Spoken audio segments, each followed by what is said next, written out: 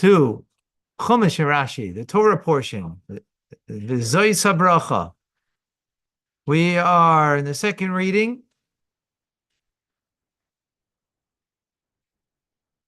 Let's get right into it. Moshe is blessing the tribes of Israel. He blessed so far. Who did he bless so far? Reuven hinted to Shimon, this according to one opinion, right? And yes, and Yehuda, right? Why Yehuda came second? What was our question? So who's third? Levi. Guess what? Ola Levi Amar, and to Levi he said, Moshe said to Levi, Tumecha ve'urecha ish chasidecha, your tumim ve'urim, which is what we know of it until now. It refers to the breastplate, that the Kohen Gadol, the high priest, would wear, right? But we'll keep these terms urim v'tumim. We'll see Rashi. The ish chasidecha, to the pious man. This is to Levi. Remember that this is a blessing to Levi.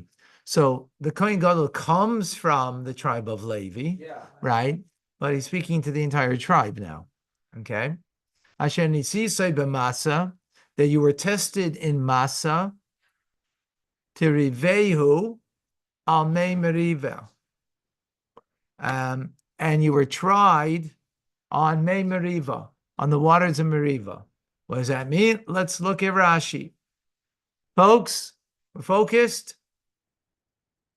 Wonderful. Levi Amar, verse 8. Al Levi Amar, of Levi he said. In other words, it doesn't mean to Levi, right? Because he didn't address the tribes that he blessed.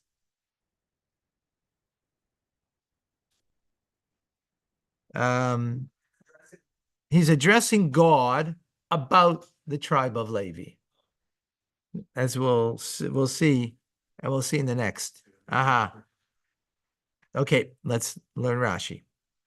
Okay, Tumecha v'urecha, your tumim and your urim, kalap shechinahu medaber. He speaks towards the divine presence. So I explained to you, Tumim V'urim was what the breastplate of the Kohen Gadol wore, right? Yeah.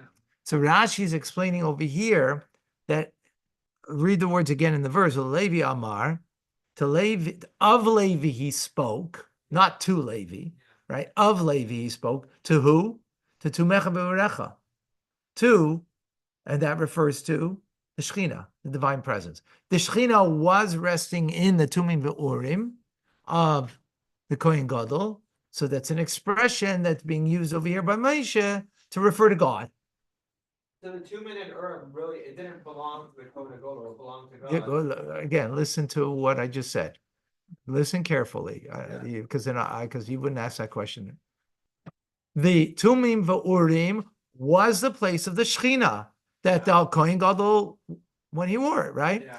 That's right. That's the physical, right? Here he's speaking to the Urim v'Tumim, meaning to the Shekhinah that's resting there, meaning he's speaking to God. That's what it means. Okay, right? Usually that term means, right? That term is referring to the breastplate. It's not referring to the breastplate here. It's referring to the Shekhinah that's there in the breastplate, meaning he's speaking to God. Who is he speaking to God about? Levi. Exactly. About Levi, exactly. Is he speaking to Levi? No. Of Levi. Okay, you're on the ball. Pass that test. Now let's see if you pass the next test. Hashem nisisa b'masa, that you were tested at Masa. Did you pass that test? Pass that test. Let's see. What was the test of Masa? Shalai nislainenu. They did not complain in Shar Hamalinim with the other complainers. Right? Others complained over there, but they rose to the occasion and didn't. Over there was about that's in the book of Exodus, of Shmois, and it's about water. They didn't complain. Next. You guys are like lamenting the fact that we didn't have Waters. Right. Terivehu, and they tried another thing. Vigoimer, they challenged, should be understood ketargumoi according to Onkelos' understanding, which Onkelos' understanding, he doesn't explain it, meaning challenging by the waters of strife, and you found him faithful. Also, one second. Masa, I have to look up, I don't remember now Masa what it was. Hold on. Here. All right, I'll have to get it later. Okay, so Masa, because Mei Meriva was about the water. Actually, now, yeah, I remember now. That was about the water, Mei Meriva. Okay, so they did not complain there about the water. That's according to Onkelos, right? Davar acher, an alternative explanation of what this means. To rivehu al mei meriva, whom you challenged at the waters of Meriva, means nistakbakta loy ba'alila.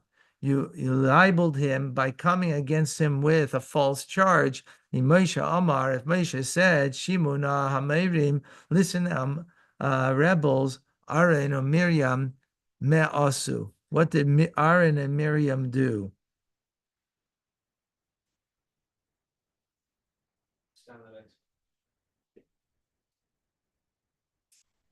Okay, so Mei Meriva is where Moshe hit the rock, right? Instead of speaking to it, exactly, right? So Moshe is saying here that that Moshe is asking actually over here, since he alone sinned by the waters of Meriva, why were Aaron and Miriam punished by not being allowed to enter the land? Right? He's asking the question. Okay. So Aaron and Miriam, because what are Aaron and Miriam? How do you see Aaron and Miriam over here? It's because we're speaking about Levi. Yeah. Levi, they're the representatives of Levi. Yeah. Okay. So they are, the fact that they're being held responsible for the sin committed essentially by Moshe shows the high standard that God holds that tribe. That's according to Siftei Chachamim. He explains. Okay. So in other words, no, because from the tribe of Levi, in other words, the high regard he has for the tribe of Levi, and the high standard he places Aaron and Miriam and holds them responsible, right? So here it's not the first explanation according to Onkelos was that the tribe of Levi was faithful at that time, right? Second one is in the mirror that they were alongside. Well, how were they faithful? Because they didn't complain, right? Yeah. Moshe, right? The people complained, and then that's when Moshe hit the rock, or they needed water, right? They weren't part of the complaint. Second explanation is Moshe making a statement about the challenge that God challenged them. Who's them? Aaron and Miriam. That because they are held to a higher standard, because the tribe is held to a higher standard, they're being held to a higher standard, and being responsible for. It's interesting. The rest of the tribe didn't sin. So what are they being held tribe for that? They're not being held for their own tribe because their tribe did not succumb to this, right? Didn't rebel. Who rebelled? The rest of the people. So they're being held responsible for the rest of the people, which is, well, they're being held to a very high standard, and that's why they're considered as if they rebelled against God, even though they had nothing to do with striking the stone, right? Wow. That's well, that's some very very demanding of leaders that even though they didn't participate in it, yet they're being responsible for it, right? That's a very high level. We see that by Moshe Rabbeinu. He didn't participate in the sin of the golden calf, but God said to him, Lech red, go down. You've gone down in your greatness. Why? Because the people went down and they sinned, and that affects you when you went down in your greatness as a result of their act.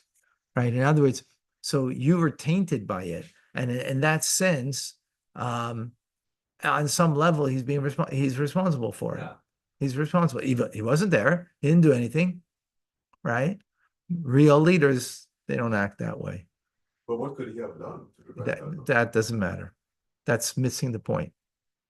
It's not because he didn't do anything.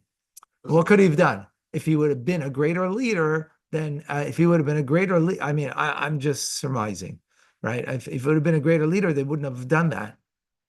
But because he wasn't great enough, so they did what they did. I mean, that's the way the leader will look at it. If I would have properly led, I would have left them when I came up the mountain in such a way that they would still be following properly, right? Like our leader, the Rebbe, after 30 years of Gimel Tammuz, we're doing Chumash and Rashi here right now. Okay, I'm just by way of just contrasting, right? Is that clear? Yes. So it's not like what he could have done about that situation. A leader doesn't lead in a situation, right? He's not a situational leader. He's a leader in every aspect, right? So there was something lacking in his leadership.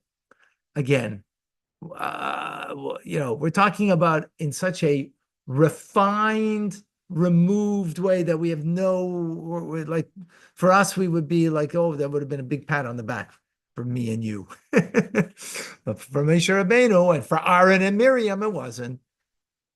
Okay? Is that clear? Okay. Okay, gotta move on. Next verse. Ha'omer la'aviv, who said of his father, Ulima, into his mother, Loi re'isiv, I did not see him. Ves echav lo hikir, and his brothers he didn't recognize. And neither did he didn't recognize his brothers, Banov. No, Echav. Sorry, Ves Banov, Lo Yod, and his sons, he didn't know. His children didn't know. Why? For they observed your word and kept your covenant. What does it mean? Not that you don't see your father, mother, you don't recognize your brothers, your children. What does that mean? And you're keeping God's covenant on top of it. So obviously we need some understanding over here, right? The one who said of his father and mother, I have not seen him. When the Jews sinned with the golden calf, Amarti, I said, Mila Hashem Elai. Moshe said, whoever is for Hashem, to me, come to my side. In other words, don't be on the side of those who served the golden calf. So all of the Levites gathered unto me. It's Ivisim, and I commanded them laharigis of imai, that they should kill in a court of law, but that through justice that they should kill the father of one's mother, right? Who me Israel, and he was an Israelite, a non-Levite, right? Because it's his mother. You go by your father to be a Levite or a Kohen in Israel, right? So since it's his mother's father, so he's a non-Levite, he was involved in serving idolatry and was judged.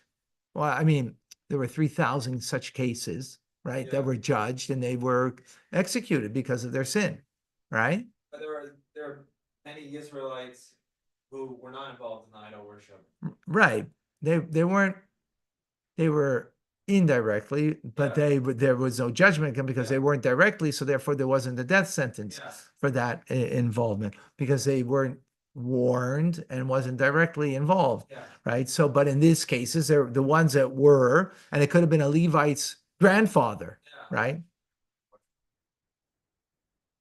These people you're talking about, the mother and the father, are they grandfather? Did they participate, or because Well, if they participated, and then they were warranted the death sentence, But if they right? The Levites were the ones who brought justice. So this means he didn't recognize. It means he didn't recognize because he was keeping the covenant of God, right? The verse says, "You're keeping the covenant of God," because what I commanded you to do, you fulfilled, even if it meant your own grandfather. Yeah. That's the dedication. Right. That's the what he's saying over here. Okay. Or his brothers from his mother, right? In other words, a half brother from a mother, not from the father. So therefore, he wouldn't be a Levite, right?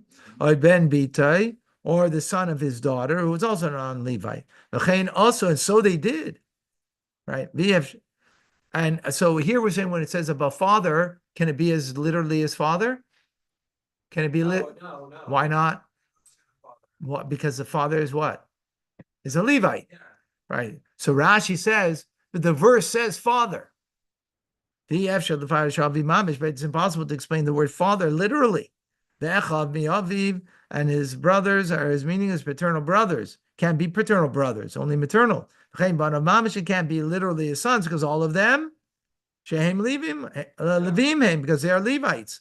Amishev Levi, and they're from the tribe of Levi. And not one single one of them sinned. Kol b'nei Israel, as the verse says, all of the Levites gathered unto Moshe. So it means, as Rashi explained, right? Grandfather from the mother, and so on. Sorry, because they kept your word, your statement. Which is there should be no other gods unto you. The second commandment. And your covenant they would preserve. This refers to the covenant of circumcision that those who were born in the desert. The Israelites who were born in the desert, not who went out of Egypt. They went out of Egypt, they had to eat the Paschal lamb, they had to be circumcised, right? But in the desert, they only brought the following year the Paschal lamb offering. So only the Levites circumcised their So only the Levites circumcised their children in the desert, and not the rest of the Israelites. They would not circumcise, but the Levites did circumcise. So this is what it means that the covenant means the covenant of the bris, the circumcision they would preserve in the 40 years of the desert. Whoops, sorry, I missed that. Circumcise themselves, just like Abraham.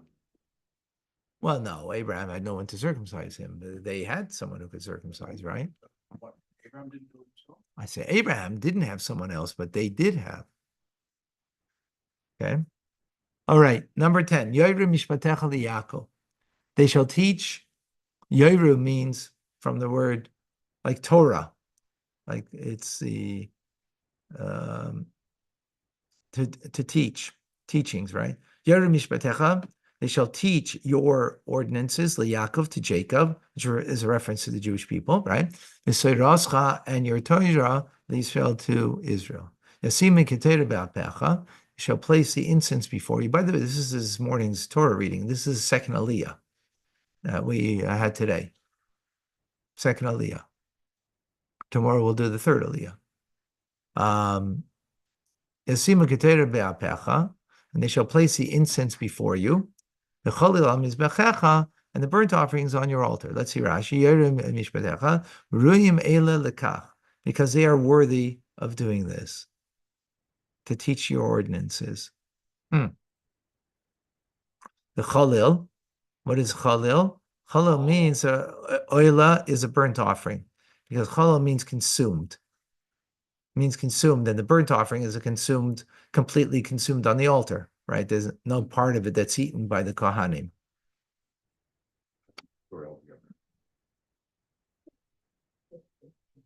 So it's interesting that he brings us out over here about the incense and the burnt offerings, right? Because the Levites didn't do that. The Kohanim did it. But the Kohanim come from the tribe of Levi. So, because remember, Aaron is the Kayin, he's the father of all the Kohanim, and he's a Levite, as Moshe is, and as Miriam, right? Okay, verse number 11. We're good so far? Amazing. Right here. Did we? Hmm? No, because we're in verse 11. No, it's a small Rashi on 10. 11 is longer. Beirach Hashem Chelei. May Hashem bless his army. Chelei is his army. Chayal is a soldier. Lofal Yodav Tirza. And may the work of his hands be favorable. Machatz Masnaim. He strikes Masnaim. Machatz means to strike. Masnaim is the loins, of those who rise up against him. Misanov mi yikamun. And Misanov, and of his enemies, mi yikamun, who could get up? And others like recover. Okay. First Rashi, and 11, Machatz Masnaim Kama, strike down the opponent's lines, Machatz Kama, strike down his foes, Makas Masnaim, a blow to the loins. Ki inyan shenemar, like the matter which it is said, Umasnehim Tamid Hamad, that always topple their loins. As you bring down a person by their loins, I guess. So Moshe has said this regard to those who raised objections about the priesthood that it belonged to Aaron and the tribe of Levi, right? As they got, right, Korach, if you recall, right? The story of Korach. You said Helul means army, Yeah. because this translation said Wealth. It says wealth. well, Yeah. yeah. What's the wealth over here? Army. Well, the first explanation.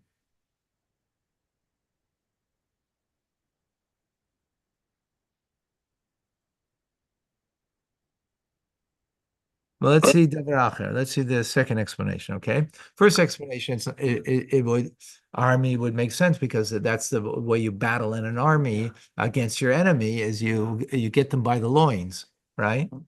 That way you knock them down. Right. Davar acher, alternative explanation. Ra Moshe saw shasidim achashmonaim chashmonai ubana bli lachim yavanim, that the chashmonaim and his sons, they are destined to wage a war against the Greeks. He's and he prayed for them. Because they were very few. 12 sons of the Chashmonai and Elazar, Keneged Kama against many myriads of Greeks that fought against them. Therefore it says, Hashem, bless Hashem, his army, in favor of the work of his hands. Mm-hmm. Yeah.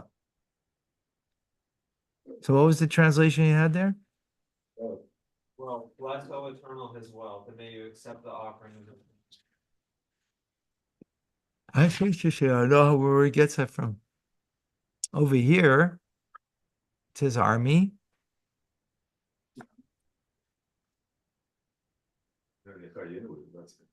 Verse 11. You Dallas. I don't do well here. David is in Chayenu. No, but maybe in his online one it says. It's different. Yeah. Okay, that's a different translation. But how's it got anything to do with wealth? I don't know. It's the offering of his hands. It was blessings of it important. Even both Actually, I see over here, I see possessions. Chela being possessions.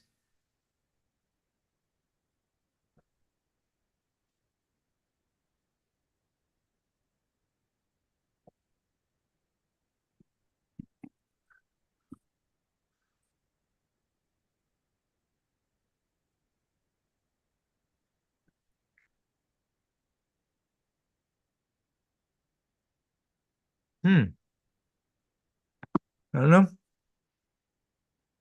The second part of the sentence makes sense, and may you accept the offering of his hands. So I can see that you have. Right. No, I can see that. Yeah. Yeah. Let's see, next Rashi, Misan of mi yikamun. We're in the last Rashi of 11.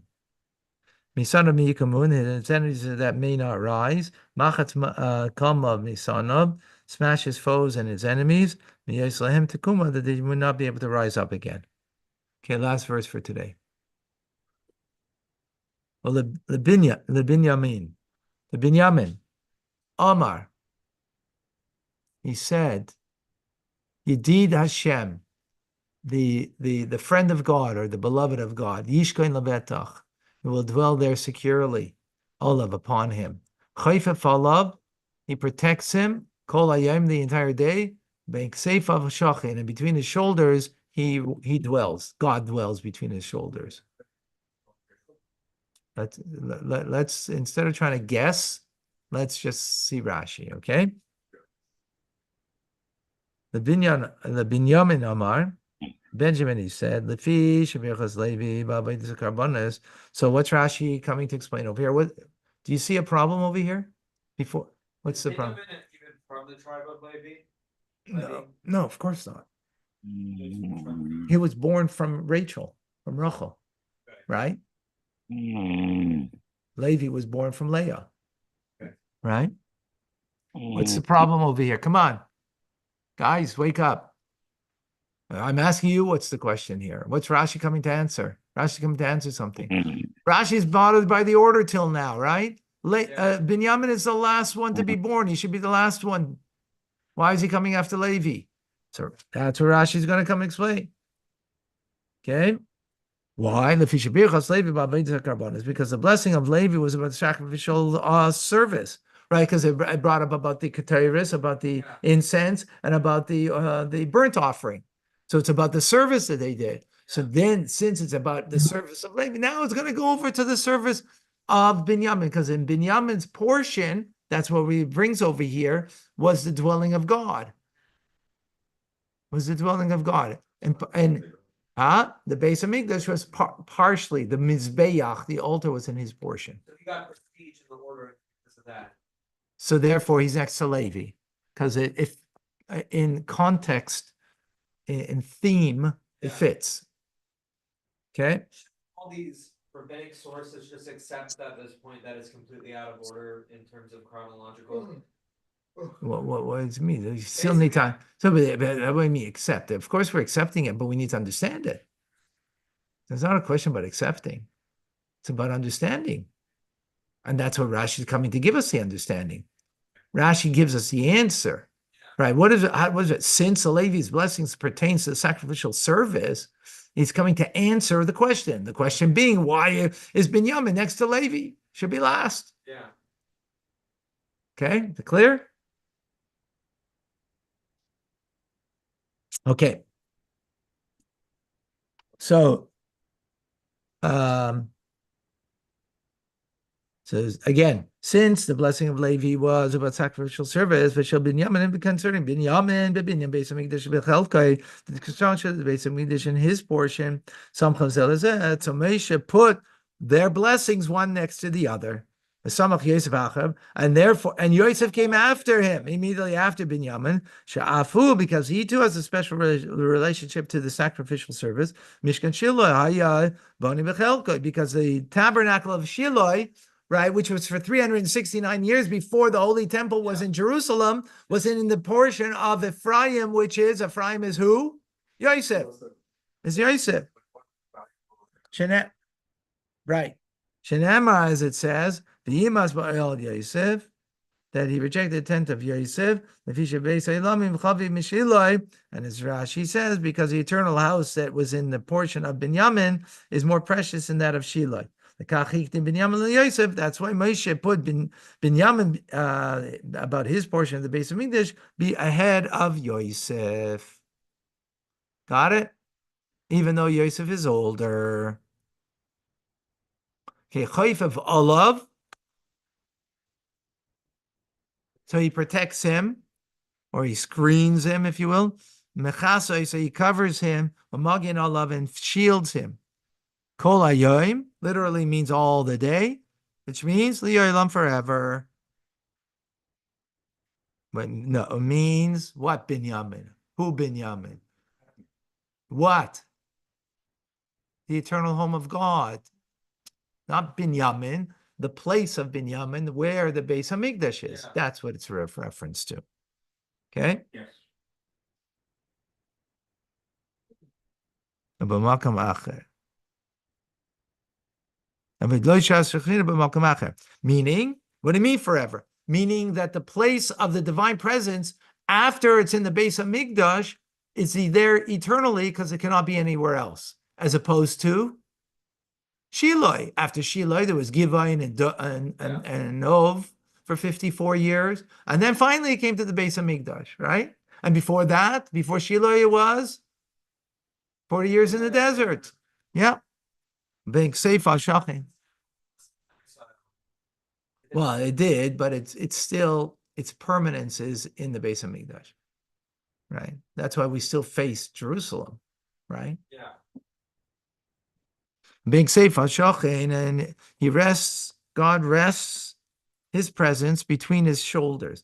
The Goiva Arze, what does it mean, his shoulders? At the high point of Binyamin's land, Haya Beis Hamikdash Boni, the Beis Hamikdash was built.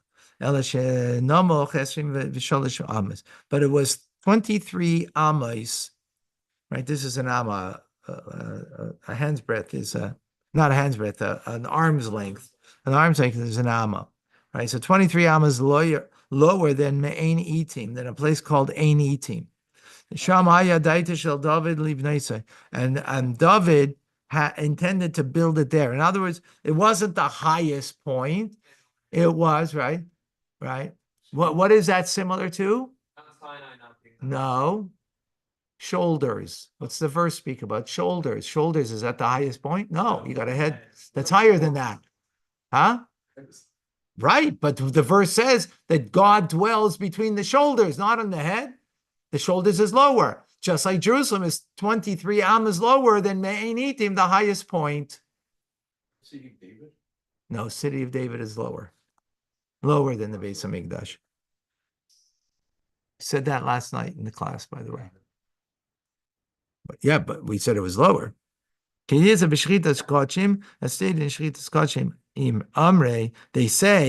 so then the question is,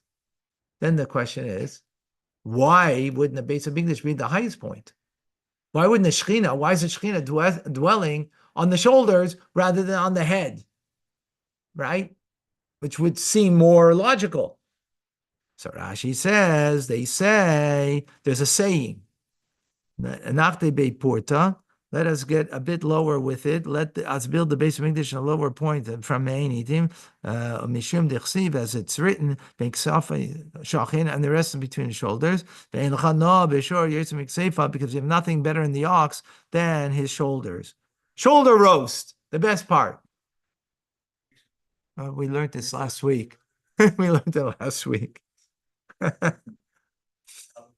Okay, you got it? Fascinating. Okay, Tanya coming up in a few moments. Thank you, folks.